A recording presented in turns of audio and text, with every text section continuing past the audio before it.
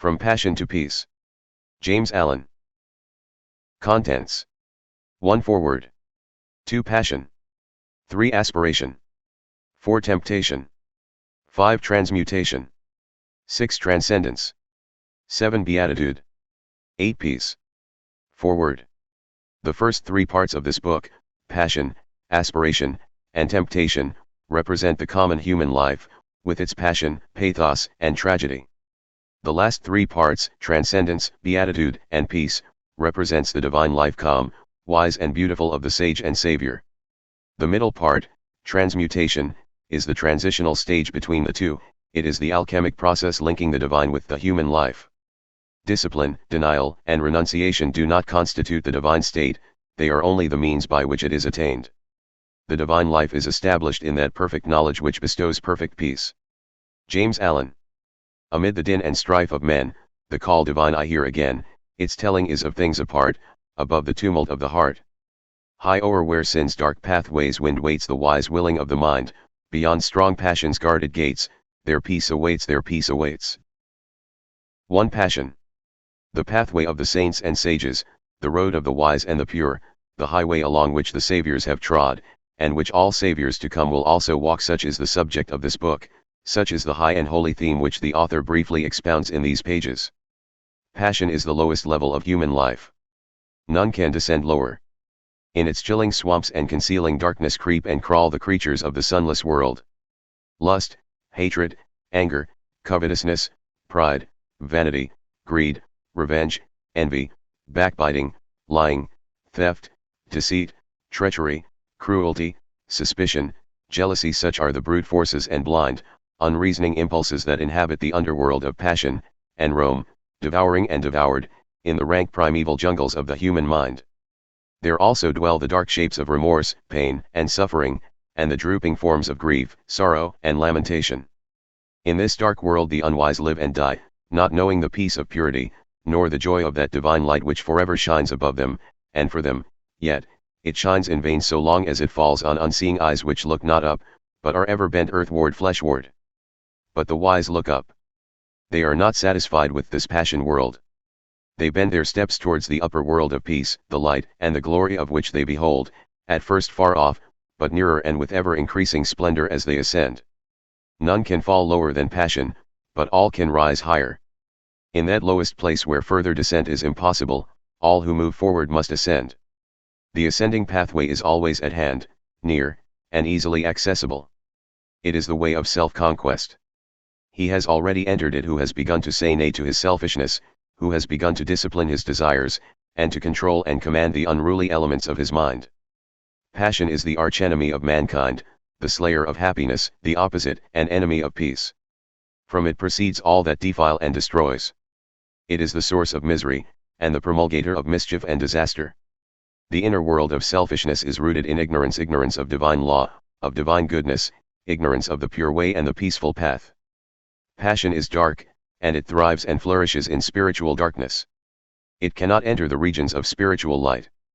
In the enlightened mind the darkness of ignorance is destroyed, in the pure heart there is no place for passion. Passion in all its forms is a mental thirst, a fever, a torturing unrest. As a fire consumes a magnificent building, reducing it to a heap of unsightly ashes, so are men consumed by the flames of passions, and their deeds and works fall and perish. If one would find peace, he must come out of passion. The wise man subdues his passions, the foolish man is subdued by them. The seeker for wisdom begins by turning his back on folly. The lover of peace enters the way which leads thereto, and with every step he takes he leaves further below and behind him the dark dwelling place of passion and despair. The first step towards the heights of wisdom and peace is to understand the darkness and misery of selfishness, and when that is understood, the overcoming of it, the coming out of it will follow. Selfishness, or passion, not only subsists in the gross forms of greed and glaringly ungoverned conditions of mind, it informs also every hidden thought which is subtly connected with the assumption and glorification of oneself. It is most deceiving and subtle when it prompts one to dwell upon the selfishness in others, to accuse them of it and to talk about it. The man who continually dwells upon the selfishness in others will not thus overcome his own selfishness. Not by accusing others do we come out of selfishness, but by purifying ourselves. The way from passion to peace is not by hurling painful charges against others, but by overcoming oneself. By eagerly striving to subdue the selfishness of others, we remain passion-bound. By patiently overcoming our own selfishness, we ascend into freedom. Only he who has conquered himself can subdue others, and he subdues them, not by passion, but by love. The foolish man accuses others and justifies himself, but he who is becoming wise justifies others and accuses himself. The way from passion to peace is not in the outer world of people, it is in the inner world of thoughts. It does not consist in altering the deeds of others, it consists in perfecting one's own deeds. Frequently, the man of passion is most eager to put others right, but the man of wisdom puts himself right. If one is anxious to reform the world, let him begin by reforming himself. The reformation of self does not end with the elimination of the sensual elements only, that is its beginning. It ends only when every vain thought and selfish aim is overcome. Short of perfect purity and wisdom, there is still some form of self-slavery or folly which needs to be conquered. Passion is at the base of the structure of life, peace is at its crown and summit. Without passion to begin with, there would be no power to work with, and no achievement to end with. Passion represents power, but power misdirected, power producing hurt instead of happiness. Its forces, while instruments of destruction in the hands of the foolish, are instruments of preservation in the hands of the wise. When curbed and concentrated and beneficially directed, they represent working energy. Passion is the flaming sword which guards the gates of paradise. It shuts out and destroys the foolish, it admits and preserves the wise. He is the foolish man who does not know the extent of his own ignorance, who is the slave of thoughts of self, who obeys the impulses of passion. He is the wise man who knows his own ignorance, who understands the emptiness of selfish thoughts, who masters the impulses of passion. The fool descends into deeper and deeper ignorance, the wise man ascends into higher and higher knowledge. The fool desires, suffers, and dies. The wise man aspires, rejoices, and lives. With mind intent on wisdom and mental gaze raised upward, the spiritual warrior perceives the upward way, and fixes his attention upon the heights of peace. 2. Aspiration. With the clear perception of one's own ignorance comes the desire for enlightenment, and thus in the heart is born aspiration, the rapture of the saints. On the wings of aspiration man rises from earth to heaven, from ignorance to knowledge, from the underdarkness to the upper light. Without it he remains a groveling animal, earthly, sensual, unenlightened, and uninspired. Aspiration is the longing for heavenly things, for righteousness, compassion, purity, love as distinguished from desire, which is the longing for earthly things, for selfish possessions, personal dominance, low pleasures, and sensual gratifications. As a bird deprived of its wings cannot soar, so a man without aspiration cannot rise above his surroundings and become master of his animal inclinations. He is the slave of passions, is subject to others, and is carried hither and thither by the changing current of events. For one to begin to aspire means that he is dissatisfied with his low status, and is aiming at a higher condition. It is a sure sign that he is aroused out of his lethargic sleep of animality, and has become conscious of nobler attainments and a fuller life. Aspiration makes all things possible. It opens the way to advancement. Even the highest state of perfection conceivable it brings near and makes real and possible, for that which can be conceived can be achieved. Aspiration is the twin angel to inspiration. It unlocks the gates of joy. Singing accompanies soaring. Music, poetry, prophecy, and all high and holy instruments are at last placed in the hands of those whose aspirations flag not, whose spirit does not fail.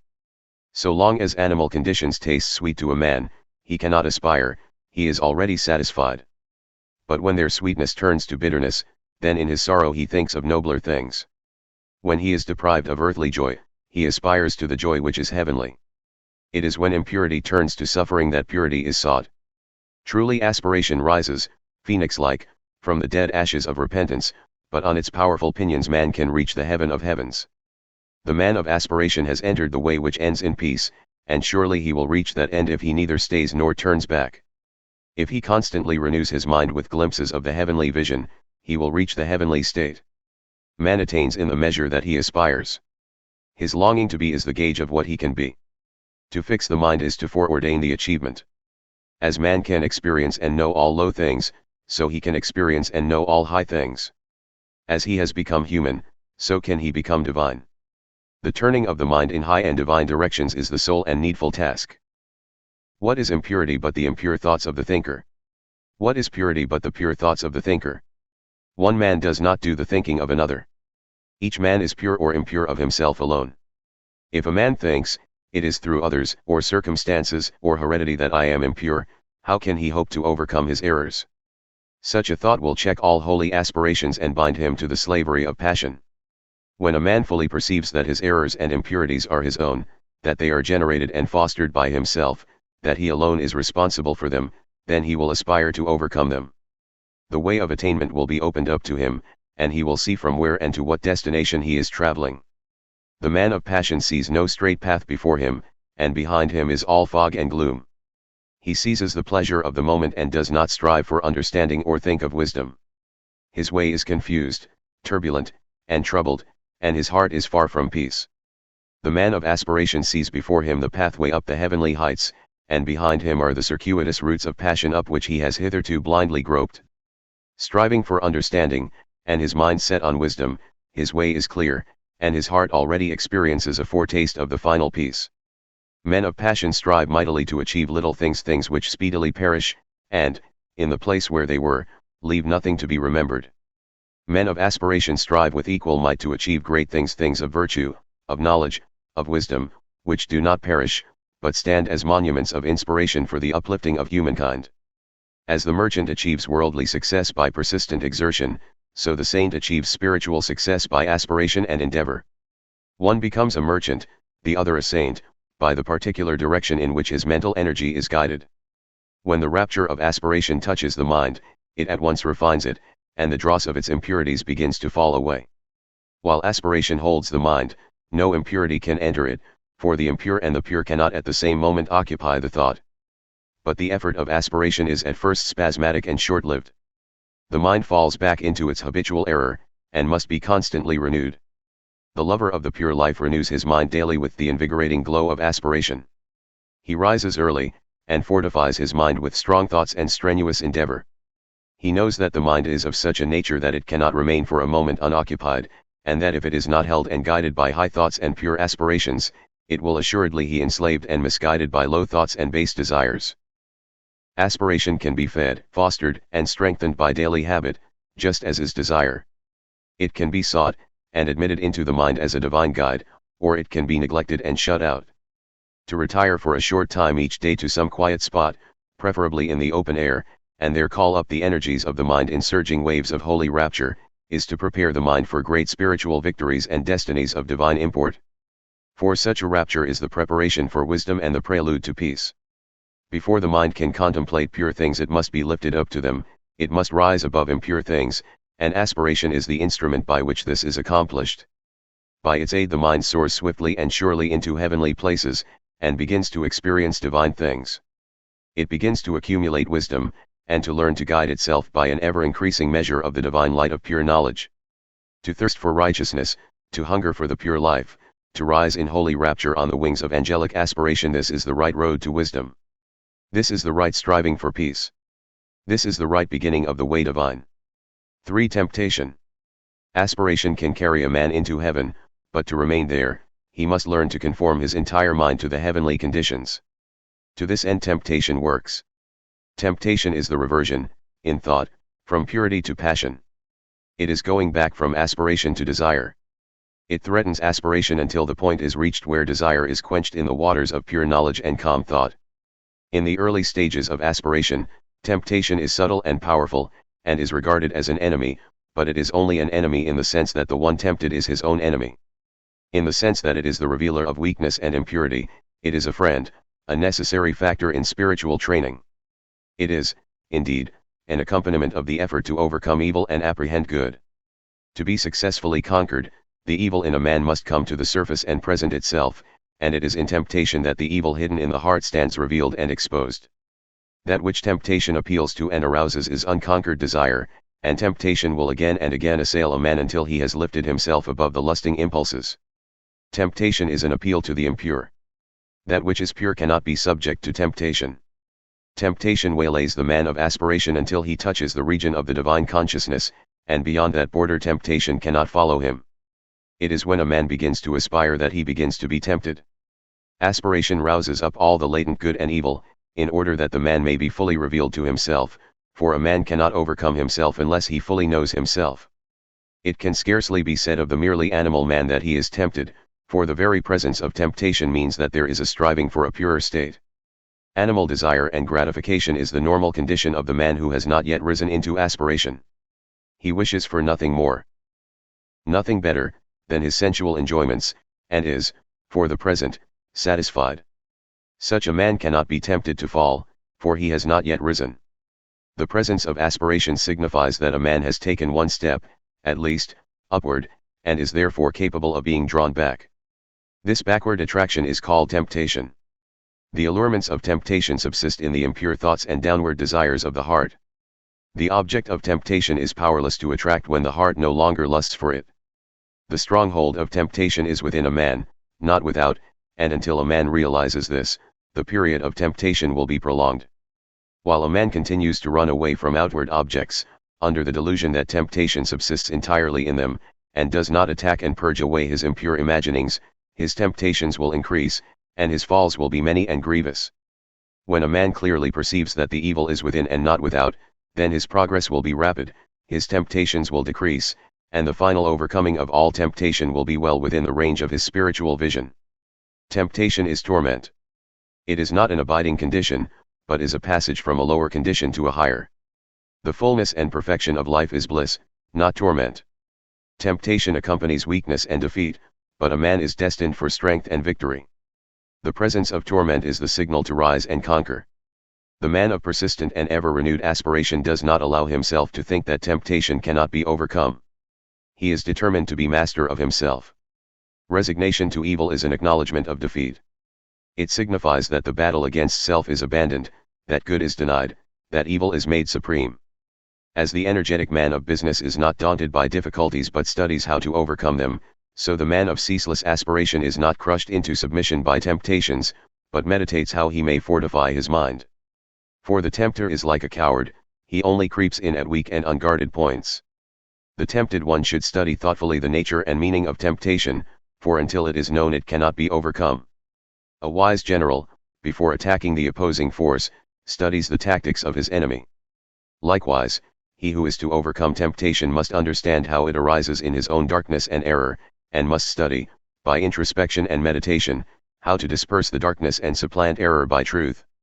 The stronger a man's passions, the fiercer will be his temptations, the deeper his selfishness, the more subtle his temptations, the more pronounced his vanity, the more flattering and deceptive his temptations. A man must know himself if he is to know the truth. He must not shrink from any revelation which will expose his error. On the contrary, he must welcome such revelations as aids to that self-knowledge which is the handmaid of self-conquest. The man who cannot endure to have his errors and shortcomings brought to the surface and made known, but tries to hide them, is unfit to walk the highway of truth. He is not properly equipped to battle with and overcome temptation. He who cannot fearlessly face his lower nature, cannot climb the rugged heights of renunciation. Let the tempted one know this, that he himself is both tempter and tempted, that all his enemies are within, that the flatterers which seduce, the taunts which stab, and the flames which burn, all spring from that inner region of ignorance and error in which he has hitherto lived. Knowing this, let him be assured of complete victory over evil. When he is sorely tempted, let him not mourn, therefore, but let him rejoice in that his strength is tried and his weaknesses exposed. For he who truly knows and humbly acknowledges his weakness will not be slow in setting about the acquisition of strength. Foolish men blame others for their lapses and sins, but let the truth-lover blame only himself. Let him acknowledge his complete responsibility for his own conduct and not say, when he falls, this thing, or such and such a circumstance, or that man was to blame. For the most which others can do is to afford an opportunity for our own good or evil to manifest itself. They cannot make us good or evil. Temptation is at first sore, grievous, and hard to be borne, and subtle and persistent is the assailant. But if the tempted one is firm and courageous, and does not give way, he will gradually subdue his spiritual enemy, and will finally triumph in the knowledge of good. The adverse one is compounded of a man's own lust, selfishness, and pride. When these are put away, evil is seen to be naught, and good is revealed in all victorious splendor. For transmutation. Midway between the hell of passion and the heaven of peace is the purgatory of transmutation, not a speculative purgatory beyond the grave, but a real purgatory in the human heart. In its separating and purifying fire the base metal of error is sifted away, and only the clarified gold of truth remains. When temptation has culminated in sorrow and deep perplexity, then the tempted one, strenuously striving for deliverance, finds that his moral servitude is entirely from himself. Instead of fighting against outer circumstances, he must alter inner conditions. The fight against outer things is necessary at the start. It is the only course which can be adopted at the first, because of the prevailing ignorance of mental causation. But it never, of itself, brings about emancipation. What it does bring about is the knowledge of the mental cause of temptation. This knowledge of the mental cause of temptation leads to the transmutation of thought, and the transmutation of thought leads to deliverance from the bondage of error. The preliminary fighting is a necessary stage in spiritual development, just as the crying and kicking of a helpless babe is necessary to its growth. But as the crying and kicking is not needed beyond the infant stage, so the fierce struggling with, and falling under, temptation ends when the knowledge of mental transmutation is acquired. The truly wise man, he who is enlightened concerning the source and cause of temptation, does not fight against outward allurements, he abandons all desire for them. Thus, they cease to be allurements, and the power of temptation is destroyed at its source. But this abandonment of unholy desire is not a final process. It is the beginning of a regenerative and transforming power which, when patiently employed, leads to the clear and cloudless heights of spiritual enlightenment. Spiritual transmutation consists of an entire reversal of the ordinary self-seeking attitude of mind toward people and things, and this reversal brings about an entirely new set of experiences. Thus the desire for a certain pleasure is abandoned, cut off at its source, and not allowed to have any place in the consciousness. But the mental force which that desire represented is not annihilated, it is transferred to a higher region of thought, transmuted into a purer form of energy. The law of conservation of energy prevails universally in the mind as it does in matter, and the force shut off in lower directions is liberated in higher realms of spiritual activity. Along the saintly way towards the divine life, the midway region of transmutation is the country of sacrifice, the plain of renunciation. Old passions, old ambitions, and thoughts, are cast away and abandoned, but only to reappear in some more beautiful, more permanent, more eternally satisfying form. Valuable jewels, long guarded and cherished, when thrown tearfully into the melting pot, are remolded into new and more perfect adornments. Likewise, the spiritual alchemist, at first reluctant to part company with long-cherished thoughts and habits, at last gives them up to discover, a little later, to his joy, that they come back to him in the form of new facilities, rarer powers, and purer joys, spiritual jewels newly polished, beautiful, and resplendent. In transmuting his mind from evil to good, a man comes to distinguish more and more clearly between error and truth, and so distinguishing, he ceases to be swayed and prompted by outward things and by the actions and attitudes of others. Instead, he acts from his knowledge of truth. First acknowledging his errors, and then confronting them with a searching mind and a humble heart, he subdues, conquers, and transmutes them. The early stage of transmutation is painful but brief, for the pain is soon transformed into pure spiritual joy, the brevity of the pain being measured by the intelligence and energy with which the process is pursued. While a man thinks that the cause of his pain is in the attitude of others, he will not pass beyond it. But when he perceives that its cause is in himself, then he will pass beyond it into joy. The unenlightened man allows himself to be disturbed, wounded, and overthrown by what he regards as the wrong attitude of others towards him. This is because the same wrong attitude is in himself. He, indeed, doles out to them, in return, the same actions, regarding as right in himself that which is wrong in others. Slander is given for slander, hatred for hatred, anger for anger. This is the action and reaction of evil. It is the clash of selfishness with selfishness. It is only the self, or selfish elements, within a man that can be aroused by the evil in another. The truth, or divine characteristics, in a man cannot be approached by that evil, much less can it be disturbed and overthrown by it. It is the conversion, or complete reversal of the self or selfishness into truth that constitutes transmutation. The enlightened man has abandoned the delusion that the evil in others has power to hurt and subdue him, and he has grasped the profound truth that he is only overthrown by the evil in himself. He therefore ceases to blame others for his sins and sufferings, and applies himself to purifying his own heart. In this reversal of his mental attitude, he transmutes the lower selfish forces into the higher moral attributes. The base ore of error is cast into the fire of sacrifice, and there comes forth the pure gold of truth. Such a man stands firm and unmoved when assailed by outward things. He is self's master, not its slave. He has ceased to identify himself with the impulses of passion, and has identified himself with truth. He has overcome evil, and has become merged in good. He knows both error and truth, and has abandoned error and brought himself into harmony with truth. He returns good for evil. The more he is assailed by evil from without, the greater is his opportunity of manifesting the good from within.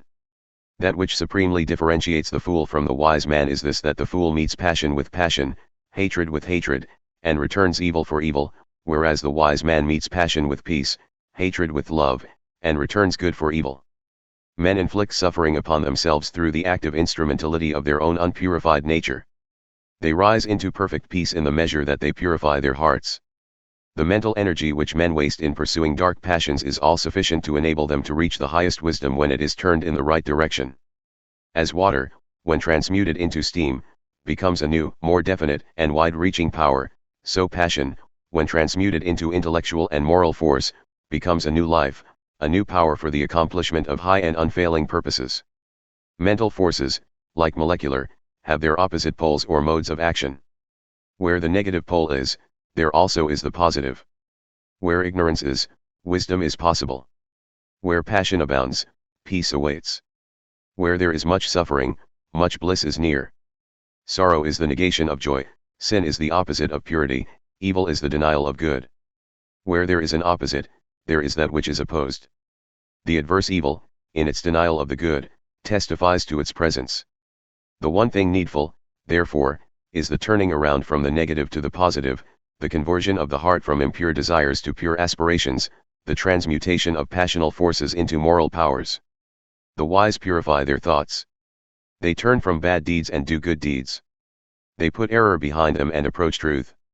Thus do they rise above the allurements of sin, above the torments of temptation, above the dark world of sorrow, and enter the divine consciousness, the transcendent life. 5. Transcendence. When a man passes from the dark stage of temptation to the more enlightened stage of transmutation, he has become a saint. A saint is one who perceives the need for self-purification, who understands the way of self-purification, and who has entered that way and is engaged in perfecting himself. But there comes a time in the process of transmutation when, with the decrease of evil and the accumulation of good, there dawns in the mind a new vision, a new consciousness, a new man. When this is reached, the saint has become a sage, he has passed from the human life to the divine life. He is born again, and there begins for him a new round of experiences. He wields a new power, a new universe opens out before his spiritual gaze. This is the stage of transcendence. This I call the transcendent life. When there is no more consciousness of sin, when anxiety and doubt and grief and sorrow are ended, when lust and animosity and anger and envy no more possess the thoughts, when there remains in the mind no vestige of blame towards others for one's own condition, and when all conditions are seen to be good because they are the result of causes, so that no event can afflict the mind, then transcendence is attained. Then the limited personality is outgrown, and the divine life is known, evil is transcended, and good is all in all. The divine consciousness is not an intensification of the human, it is a new form of consciousness. It springs from the old, but it is not a continuance of it. Born of the lower life of sin and sorrow, after a period of painful torment, it yet transcends that life and has no part in it, just as the perfect flower transcends the seed from which it sprang.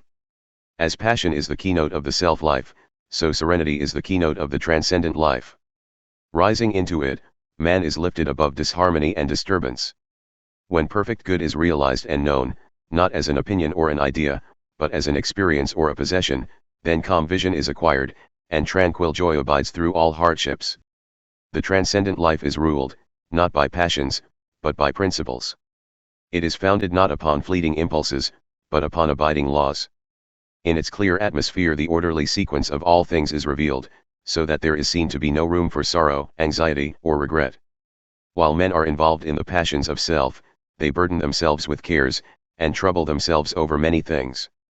Above all else, they trouble over their own little, burdened, pain-stricken personality, being anxious for its fleeting pleasures, for its protection and preservation, and for its eternal safety and continuance. Now in the life that is wise and good all this is transcended. Personal interests are replaced by universal purposes, and all cares, troubles, and anxieties concerning the pleasure and the fate of the personality are dispelled like the feverish dreams of a night. Passion is blind and ignorant. It sees and knows only its own gratification. Self recognizes no law, its object is to get and to enjoy. The getting is a graduated scale varying from sensual greed, through many subtle vanities, up to the desire for a personal heaven or personal immortality, but it is self still. It is the old sensual craving coming out in a more subtle and deceptive form. It is longing for some personal delight, along with its accompanying fear that delight should be lost forever. In the transcendent state, desire and dread are ended, and the thirst for gain and the fear of loss are things that are no more. For where the universal order is seen, and where perennial joy in that good is a normal condition, what is there left to desire? What remains to be feared? He who has brought his entire nature into conformity and harmony with the law of righteousness, who has made his thoughts pure and his deeds blameless, has entered liberty. He has transcended darkness and mortality, and has passed into light and immortality. For the transcendent state is at first a higher order of morality, then a new form of perception, and at last a comprehensive understanding of the universal moral causation. And this morality, this vision, and this understanding constitute the new consciousness, the divine life. The transcendent man is he who is above and beyond the dominion of self.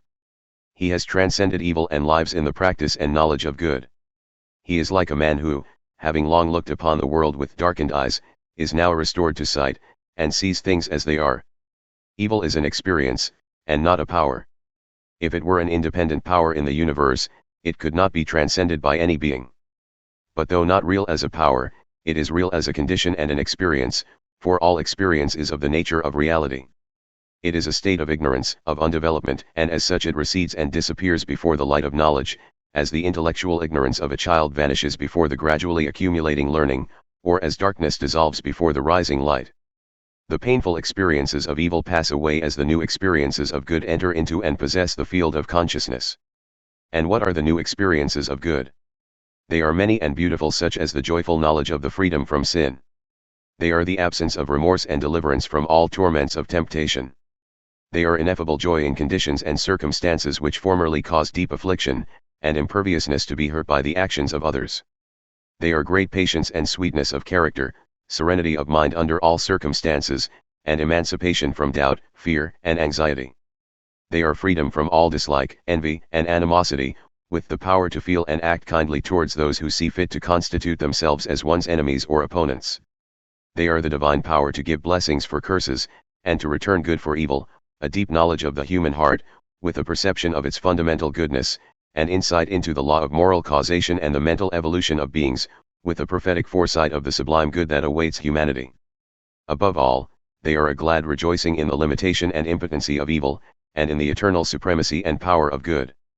All these, and the calm, strong, far-reaching life that these imply and contain, are the rich experiences of the transcendent man, along with all the new and varied resources, the vast powers, the quickened abilities, and enlarged capacities that spring to life in the new consciousness. Transcendence is surpassing virtue. Evil and good cannot dwell together. Evil must be abandoned, left behind and transcended before good is grasped and known. When good is practiced and fully comprehended, then all the afflictions of the mind are at an end. For that which is accompanied with pain and sorrow in the consciousness of evil is not so accompanied in the consciousness of good. Whatsoever happens to the good man cannot cause him perplexity or sorrow, for he knows its cause and issue, knows the good which it is ordained to accomplish in himself, and so his mind remains happy and serene.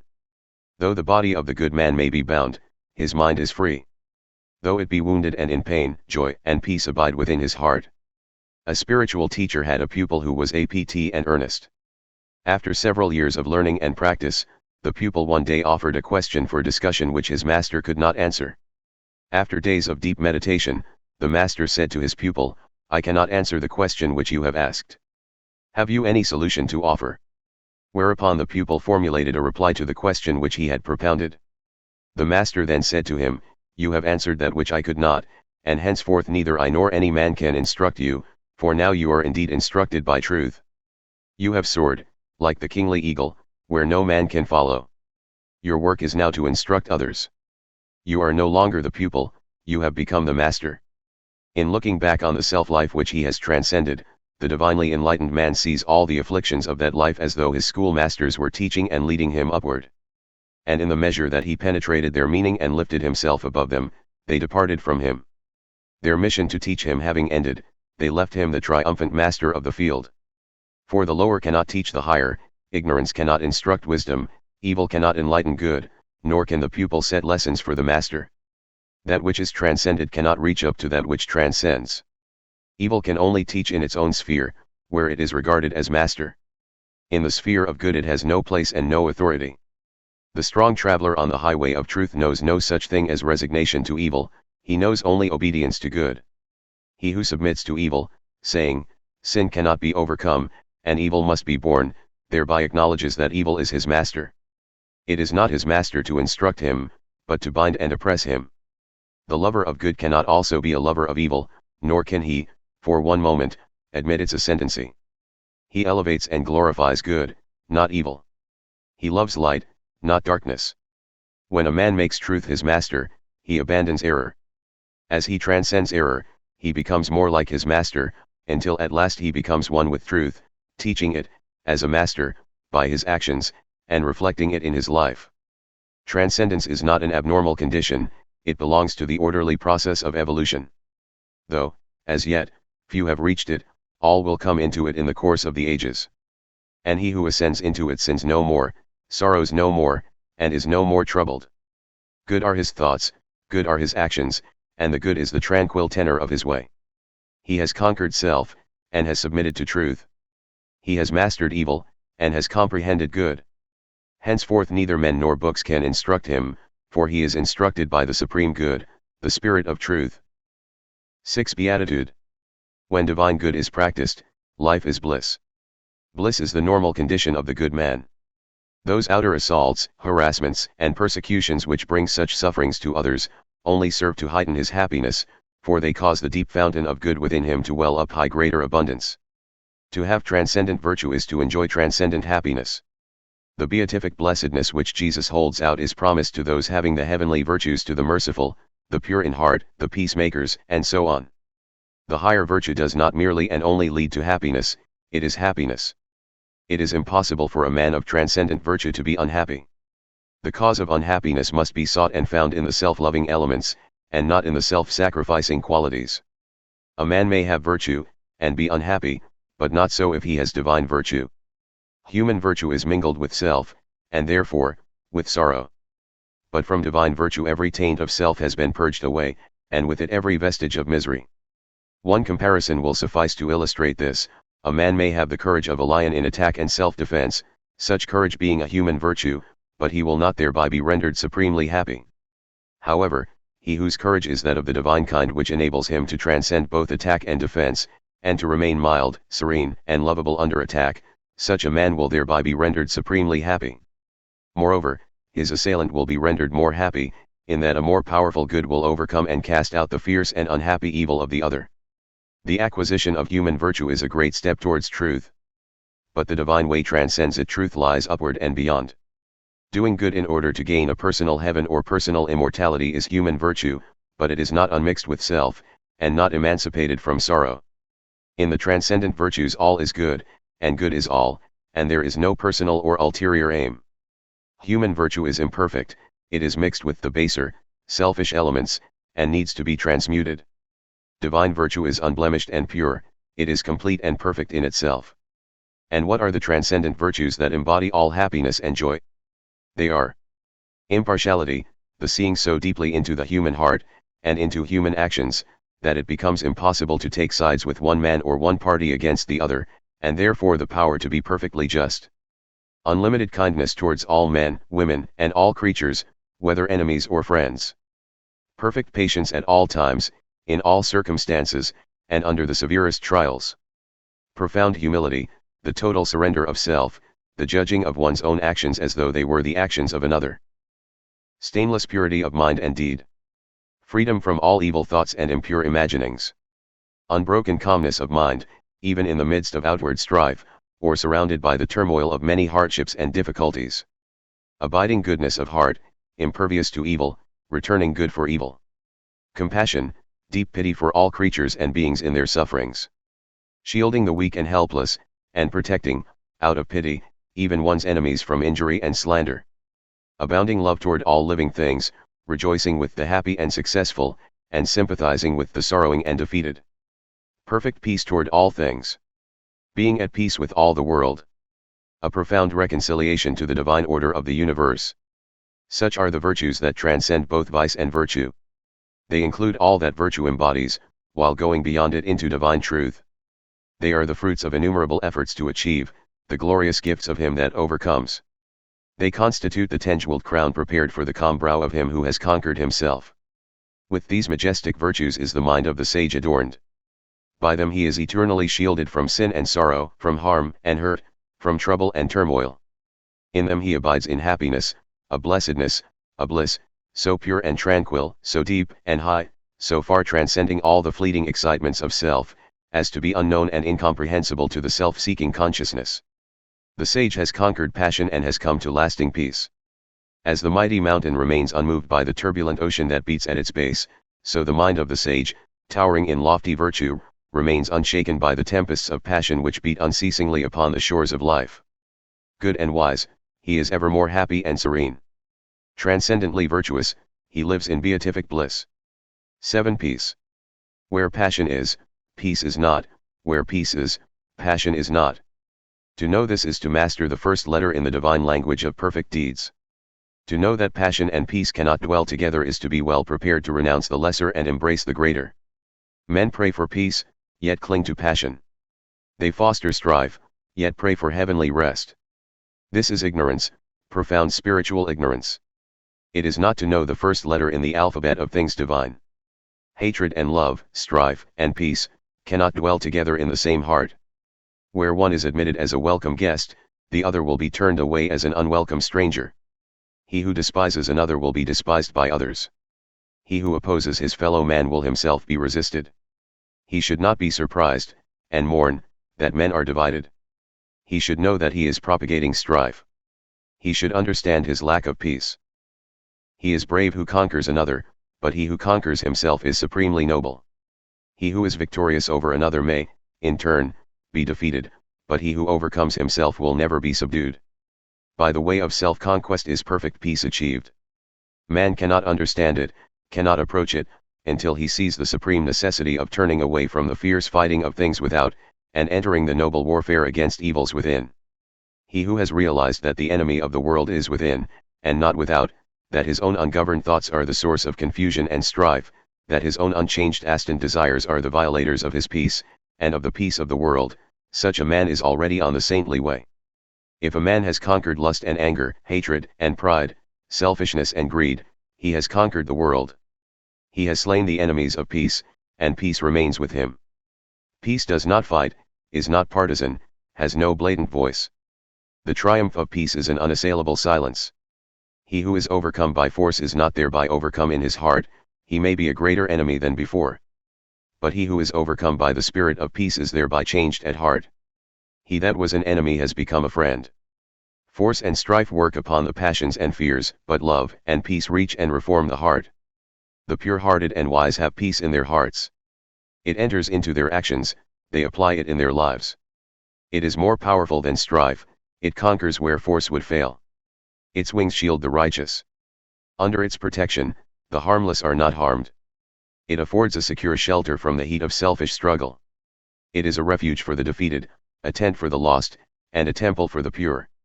Where peace is practiced, and possessed, and known, then sin and remorse, grasping and disappointment, craving and temptation, desiring and grieving, all the turbulence and torment of the mind are left behind in the dark sphere of the self to which they belong, and beyond which they cannot go. Beyond where these dark shadows move, the radiant plains of divine beatitude bask in eternal light, and to these, the traveler on the high and holy way comes in due time. From the blinding swamps of passion, through the thorny forests of many vanities, across the arid deserts of doubt and despair, he travels on, not turning back nor straying his course. He ever moves toward his sublime destination, until at last he comes, a humble and lowly, yet strong and radiant conqueror, to the beautiful city of peace. This has been a production by The Mental Chemist, for study and education. Copyright 2023.